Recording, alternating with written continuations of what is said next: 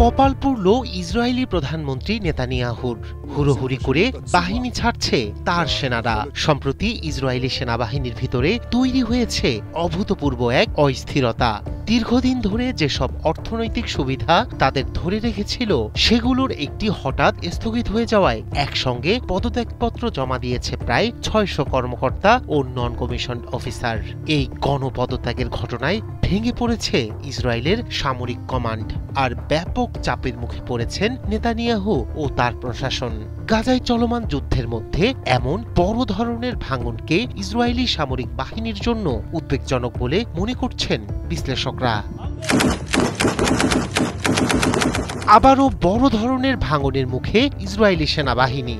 সম্প্রতি পদত্যাগপত্র জমা দিয়েছে প্রায় ৬০০ কর্মকর্তা ও নন কমিশন অফিসার। ইসরায়েলের সুপ্রিম কোর্টের আদেশে স্থায়ী সেনা সদস্যদের জন্য বহু বছর ধরে চালু ছিল চিফ অব স্টাফ ইনক্রিজ নামে পরিচিত আর্থিক সুবিধা। তবে সম্প্রতি তা স্থগিত করার পরই এই পদত্যাগের হিড়িক পড়েছে।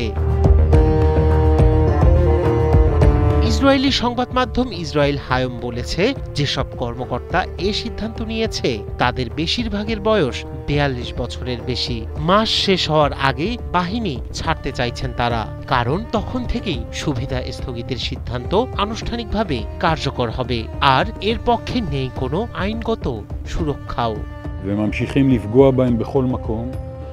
এর আগে ২০২৩ সালের জুনে অর্থ মন্ত্রণালয় ও নিরাপত্তা মন্ত্রণালয়ের মধ্যে এই বিষয়ে সমঝোতা হলেও নেসেটের পররাষ্ট্র ও প্রতিরক্ষা কমিটিতে বিষয়টি আটকে আছে এমকে আমিদ হালেভির আপত্তির কারণে।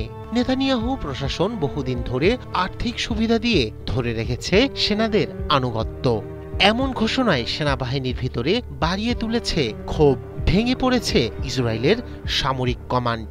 ফলে অভ্যন্তরীণ ব্যাপক চাপের মুখে পড়েছে বর্বর নেতানিয়াহু ও তার প্রশাসন।